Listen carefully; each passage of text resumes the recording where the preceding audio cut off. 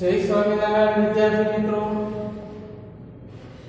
श्री स्वामीनारायण विद्यासागर शाळा परिवाરની શૈક્ષણિક યુટ્યુબ ચેનલમાં ધોરણ 8 ના તમામ વિદ્યાર્થીઓનું યોગેશ ગોયલ હાર્દિક સ્વાગત કરું છું। વિદ્યાર્થી મિત્રો, આની પહેલાના તાસમાં આપણે સ્વાધ્યાય 11.1 નો દાખલા નંબર 3 અને 4 નો અભ્યાસ કર્યો હતો। આજે દાખલા નંબર 5 માં 3 દાખલા A, B અને C નો છે અભ્યાસ કરવાના છે।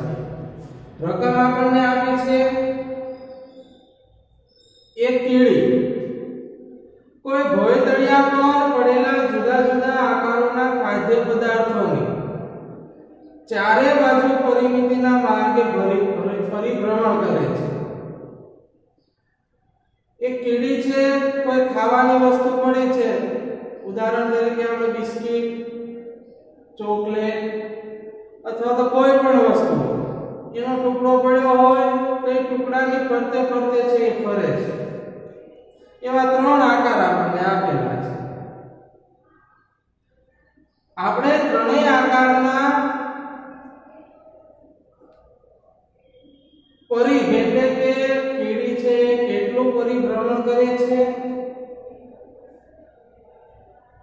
એનો જવાબ મેળવીને નક્કી કરવાનું છે કે કીડીને કયા આકાર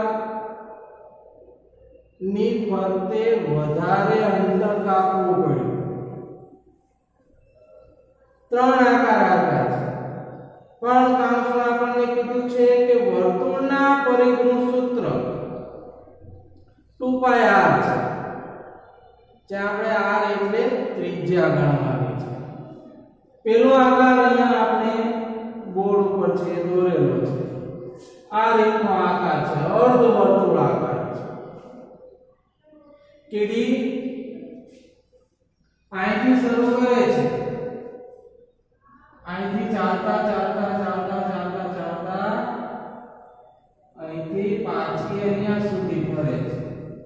આટલું ફરવા માટે એને કેટલું અંતર કાઢ્યું? આનો વ્યાસ આપણને કીધો છે 2.8। તો સૌપ્રથમ તો દાખલા નંબર A છે એનો આપણે પરિઘ ગોતીએ। દાખલા નંબર A નો એટલે કે પ્રથમ આકૃતિ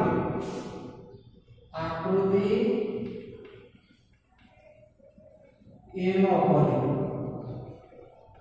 પરિઘનું સૂત્ર છે 2πr।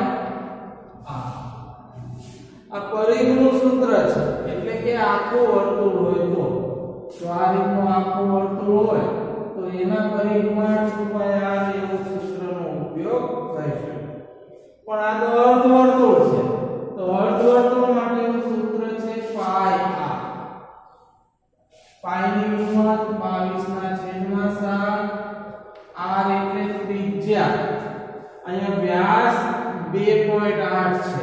2.8 ના તમે અડધા કરો, જેને પોઈન્ટ વાળો ભાગાકાર નથી આવડતો કે ધ્યાનથી જોઈ લેજો।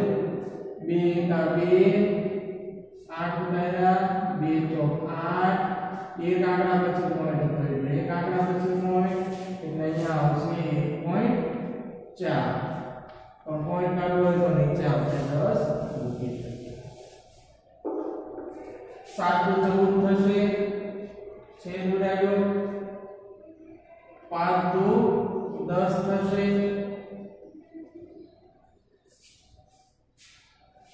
22/5 આવશે, 5r છે, 22/7 ગુણ્યા 14/10, 7 × 14 ઉડાડ્યા। હવે જો 7 × 14 આપણે ભલે ઉડાડ્યા, 7 × 14 નીચે 10 એમ નામ રહેવા દઈએ એટલે સીધો આપણે છે જવાબ 22/44 આ છેદમાં 10 એટલે સીધો છે 1 એનો મૂકી શકાય। 5 વડે કરો તો પણ ચાલે, પણ ભાગાકારમાં છે તો આપણને અઘરું પડે। આ પહેલી આકૃતિનું પરિઘ આવ્યો 4.4, પણ એનું કુલ અંતર ગોતવું હોય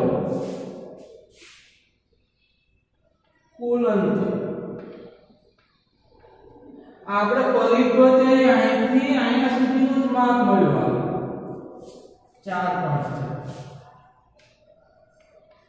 5 હજી એમાં આટલો ટુકડો ઉમેરવાનો બાકી છે તો એ 2.8 પણ આપણે ઉમેરવા પડશે હવે 4.4 એમાં 2.8 ઉમેરો એટલે 8 ને 4 12 1 4 5 6 7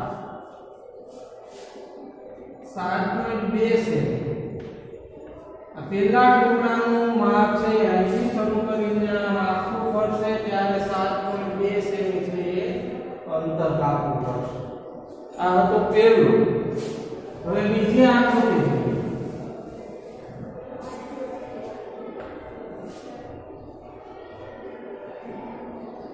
આકૃતિ આપણને કંઈક આ રીતની આવે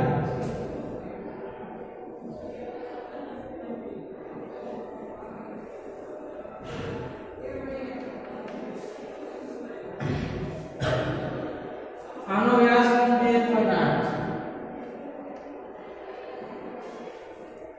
એક બાજુ 1.5 તો આ બાજુ 1.5 અને આ ઉપર 2.8 હવે સૌપ્રથમ પાછું આ અર્ધવર્તુળનું આપણે ગોઠવીશું તો અર્ધવર્તુળનું તો આપણે અહીંયા ગોતેલું જ છે આકૃતિ B માટે આકૃતિ B નો પરિઘ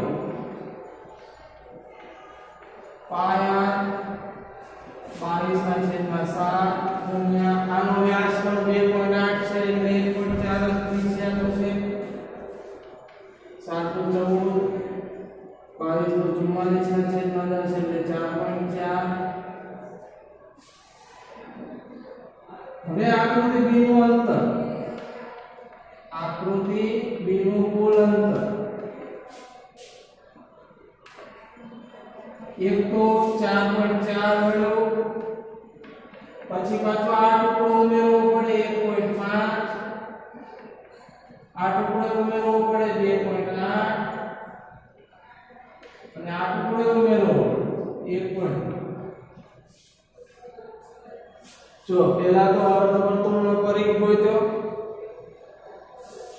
4.4 મળ્યો પછી અહીંથી શરૂ કરીને અહીંયા સુધીનું આપણે માપ ગોત્યું પછી આ પાછું 1.5 ઉમેરવું આ પાછી જશે તો 2.8 ઉમેરવું પડે અને પાછી અહીંયા આવશે 1.5 આ રીતે આખો આમ છે ફરી ફરીને કીડી ચાલવાની છે તો 4.4 1.5 2.8 અને 1.5 આ બધાનો સરવાળો કરે 5 * 10 ને 8 18 ને 4 22 બધી 2 4 2 6 7 8 9 અને 10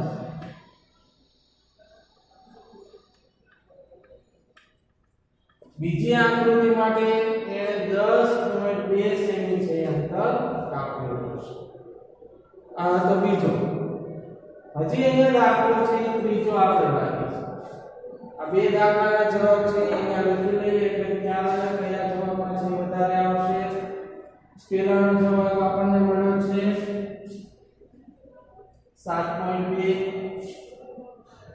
બીજાનો જવાબ મળ્યો 10.2 હવે દાખલા નંબર ત્રીજાનો જવાબ બોલીએ આ તમે તમારા નોટમાં લખી લેજો અત્યારે આપણે કોર્સ આપવાની જગ્યાના લીધે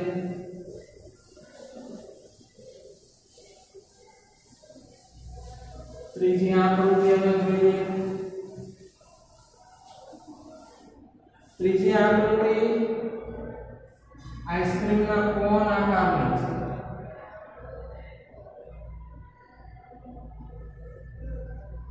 અને એનું માપ તમને આપ્યું છે અહીંયા 2 આટલો અહીંયા 2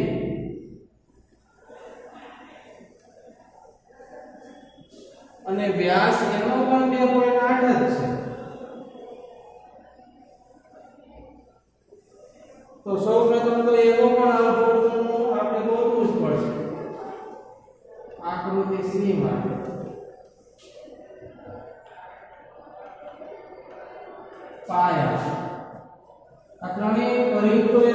સરખા જ આવવાના 22 ના છેદમાં 7